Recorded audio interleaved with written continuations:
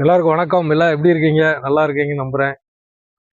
நிறைய விஷயங்கள் இந்த பணம் சார்ந்த விஷயங்கள் எப்படி, பணம் சார்ந்த விஷயங்களை நம்ம எப்படி ஜெயிக்கிறது, அதுக்கு எந்த மாதிரி ஃபீல்டு இன்னைக்குள்ள காலகட்டத்தில் ஈஸியாக சம்பாதிக்குண்டான வழிகள், அதெல்லாம் நம்ம ஏற்கனவே பார்த்துருக்கோம்.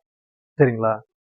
அப்படிப்பட்ட ஒரு துறையில் நெட்வொர்க் மார்க்கெட்டிங் அப்படிங்கிறது ஒரு மிகப்பெரிய துறை அப்படின்னு நான் சொல்லியிருந்தேன். அந்த துறைக்கு ஒரு அமைப்பு மூலியமா, அதாவது எப்படி ரிசர்வ் பேங்க் ஆஃப் இந்தியான்னு இருக்குதோ அதே மாதிரி ஐடிஎஸ்ஐ அப்படிங்கிற இந்தியன் டைரக்ட் செல்லிங் அசோசியேஷன் அப்படிங்கிற ஒரு அமைப்பு இருக்குதுன்னு சொல்லியிருந்தேன். இந்த அமைப்பின் கீழ் இயங்கக்கூடிய கம்பெனிகள் தான் மத்திய சர்க்காரால் அனுமதிக்கப்பட்ட கம்பெனிகள் அப்படின்னு சொல்றாங்க. இப்போ இந்த மத்திய சர்க்காரால் நியமிக்கப்பட்ட இந்த ஐடிஎஸ்ஐ இந்தியன் டைரக்ட் செல்லிங் அசோசியேஷன்ல எத்தனை கம்பெனி ரிஜிஸ்டர் பண்ணியிருக்குன்னு பார்த்தீங்கன்னா வெறும் 19 கம்பெனி தான் என்னுடைய அறிவு கட்டினவங்களுக்கு எனக்கு தெரிஞ்சது. சரி, வெப்சைட்லயும் கிட்டத்தட்ட அதுதான் இருக்கும். இன்னும் 1-2 கம்பெனி கூட குறைய இருக்கலாம். ஆனா இந்த 19 கம்பெனி மட்டும்தான் இன்னைக்கு இந்தியாவில் இருக்குதா நெட்வொர்க் மார்க்கெட்டிங் ஃபீல்டில் அப்படின்னா கிடையாது அப்படின்னு சொல்லுவேன். லட்சக்கணக்கான கம்பெனிகள் இருக்குது. அந்த கம்பெனியில் போய் ஏமாந்தோம் அப்படின்னா அது யார் தப்பு? நம்ம தப்பு. அப்போ ஏன் அவங்க எல்லாம் அந்த லட்சக்கணக்கான கம்பெனிகளையும் ஐடிஎஸ்சியில் மெம்பர் ஆக முடியலன்னா, ஐடிஎஸ்சியை சொல்லக்கூடிய சட்டத்திட்டங்களுக்கு உட்பட்டு அவங்க எதுவுமே செய்யறது கிடையாது. சட்டத்துக்கு மீறி தான் செய்யறாங்க. என்ன மாதிரி? எந்த வேலையும் செய்ய வேண்டாம், உங்ககிட்ட இருக்க ரூபாயை கொண்டு வந்து என்கிட்ட கொடு, நான் உனக்கு ரெட்டிப்பாக்கி தர்றேன்பா. இல்லையா 2 பேரா சேர்த்துக்கிட்டே போ, 10,000 கொடுத்து உனக்கு வருமானம் வரும்பா. இப்படி எல்லாம் பண்றப்ப மக்கள் என்ன பண்ணிடுறாங்க? ஈஸியான வழி அப்படின்னு சொல்லிட்டு அதுவும் நெட்வொர்க் மார்க்கெட்டிங் நினப்புல அங்க போய் ஏமாந்துடுறாங்க. சொன்னாலும் நிறைய பேருக்கு புரிய மாட்டேங்குது. ஆனா இதையெல்லாம் தாண்டி நெட்வொர்க் இண்டஸ்ட்ரியில இன்னைக்கு இந்தியாவில் பலாயிரக்கணக்கான பேர், லட்சக்கணக்கான பேர் இன்னைக்கு அதுல வாழ்ந்துக்கிட்டு சம்பாரிச்சுக்கிட்டு தன்னுடைய வாழ்க்கை தரத்தை மாற்றி தன்னுடைய ஃபேமிலி பேக்ரவுண்டே மாற்றக்கூடிய அளவுக்கு இன்னைக்கு வளர்ந்து வந்துட்டு இருக்காங்க.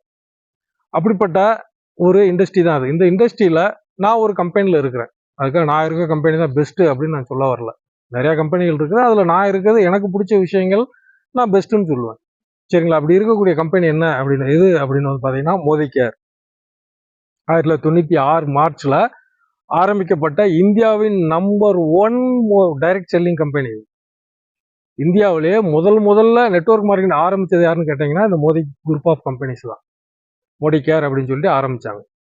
சரி, அதுக்கு அடுத்து நிறைய கம்பெனிகள் வந்தது. ஆனா இந்தியாவில் முதல்ல ஆரம்பிக்கப்பட்டது மோடி கேர் தான். ஆரம்பிக்கிறப்ப வெறும் 400 பேர் தான் இந்த கம்பெனி சொன்ன விஷயங்களை கேட்டு பிடிச்சி ஜாயின் பண்ணாங்க. அப்போ இவங்க ஸ்டார்டிங்ல எத்தனை ப்ராடக்ட் கொண்டு வந்தாங்க அப்படின்னு பார்த்தீங்கன்னா வெறும் 8 ப்ராடக்ட். 8 ப்ராடக்டோட 400 பேரை வச்சு ஜாயின் பண்ண ஆரம்பிக்கப்பட்ட கம்பெனி இன்னைக்கு இந்தியாவிலேயே fast growing number 1 India company network இண்டஸ்ட்ரியில எதுன்னு கேட்டீங்கன்னா மோடி கேர் அப்படின்ட்டு ஐடிஎஸ்ஐ சொல்லுது, நான் சொல்லலை. சரியா? நான் சொன்னா கம்பெனி சால்ரா அடிக்கான் அப்படின்னு நீங்க நினைக்கலாம். கிடையாது. ஐடிஎஸ்ஐ இந்தியன் டைரக்ட் செல்லிங் அசோசியேஷன் சொல்லுது. ஏன் சொல்லுது அப்படின்னு பார்த்தீங்கன்னா இன்னைக்கு 96 ஆரம்பிச்சிருக்காங்கன்னா இன்னைக்கு கிட்டத்தட்ட 28 வருஷம் ஆயிடுச்சு. இந்த 28 வருஷத்துல இந்த கம்பெனி எந்த அளவுக்கு வந்திருக்குது அப்படின்னு பார்த்தீங்கன்னா டேர்ன் ஓவர் வைஸாகவும் ப்ராடக்ட் வைஸாகவும் எல்லாத்துலேயுமே பன்மடங்கு வசந்திருக்காங்க. எவ்வளவு ப்ராடக்ட் இருக்குது நீங்க பார்த்தீங்கன்னா கிட்டத்தட்ட 800க்கும் மேற்பட்ட பொருட்கள் 14 கேட்டகரியில ப்ராடக்ட்ஸ் இருக்குது. அத்தனை பொருட்களுக்குமே டெய்லி மனுஷனா இருக்க அத்தனை பேருமே டெய்லி பயன்படுத்தக்கூடிய பொருட்கள் 800 ப்ராடக்ட் 14 வகையில இவங்க போட்டிருக்காங்க. இன்க்ளூட் அகர்பத்தி முதற்கொண்டு இருக்குது. அகர்பத்தி, சமையல் எண்ணெய், மஞ்சப்பொடி, வத்தப்பொடியில இருந்து, அதாவது சிம்பிளா சொல்லணும்னா 40 ரூபாயில இருந்து 20,000 ரூபா வரைக்கும் இவங்ககிட்ட ப்ராடக்ட் இருக்கு. அத்தனை ப்ராடக்ட்டுக்குமே 100% தர உத்தரவாதம் கொடுக்குறாங்க. 100%. நீங்க உதாரணத்துக்கு ஒரு பேஸ்ட் வாங்குறீங்க அப்படின்னா அந்த பேஸ்ட்டை வாங்கி 100 கிராம் பேஸ்ட்ல ஒரு 20 கிராம் யூஸ் பண்ணிட்டு அதுல திருப்தி இல்லைன்னா நீங்க ரிட்டர்ன் கொடுத்துட்டு என்ன பண்ணிக்கலாம்? உங்களுடைய பணத்தை வாங்கிக்கலாம். அதான் அந்த கேரண்டி, வாய் வார்த்தை எல்லாமே ஒவ்வொரு பொருட்களையுமே இந்த கம்பெனி கொடுத்து கம்பெனியுடைய ஓனர் எம்டி சைன் பண்ணி கொடுத்துருக்காரு. அந்த அளவுக்கு பார்த்தீங்கன்னா அதெல்லாம் அடுத்தடுத்த வீடியோவில் நம்ம பார்ப்போம். அந்த அளவுக்கு பார்த்தீங்கன்னா குவாலிட்டிக்கு முக்கியத்துவம் தர்றாங்க. சரியா? வெறும் ப்ராடக்டை மட்டும் இவ்வளோ ப்ராடக்ட் எப்படி வந்ததுன்னா அந்த குவாலிட்டியை வச்சு தான் டேர்ன் ஓவர் ஆகுது. அந்த டேர்ன் ஓவர் ஆக நிறைய பொருட்கள் இங்கே கொண்டு வராங்க. வருமானம் எப்படி தர்றாங்கன்னு பார்த்தீங்கன்னா 12 வகையான வருமானங்கள் தர்றாங்க. ஒவ்வொரு ஸ்டெப்பாக நீங்கள் டெவலப் ஆக 12 வகையான வருமானங்கள் தர்றாங்க. எத்தனை சதவீதம் இது அப்படின்னா கிட்டத்தட்ட 72%. நீங்க எவ்வளவு டேர்ன் ஓவர் பண்றீங்களோ அதுல 72% உங்களுக்கு ரிட்டர்னா கொடுக்குறாங்க. எப்படி இவ்வளவு கொடுக்க முடியும் அப்படின்னா, நான் முதலே சொல்லிட்டேன், நெட்வொர்க் இண்டஸ்ட்ரி அப்படின்னால இங்க ஏஜென்ட், டீலரு, சப் டீலரு இது எதுவுமே கிடையாது. விளம்பரம் கிடையவே கிடையாது. இங்கே தான் நிறைய செலவாகுது. அந்த செலவினங்கள்லாம் இங்கே மிச்சமாகறதுனால இவங்க என்ன பண்ணுறாங்க அப்படின்னா குவாலிட்டிக்கு ரொம்ப முக்கியத்துவம் கொடுக்குறாங்க. அந்த மிச்ச காசை நம்ம டேர்ன் ஓவரனோ நம்மளுக்கே திருப்பி கொடுக்குறாங்க. இதுதாங்க சிம்பிள்.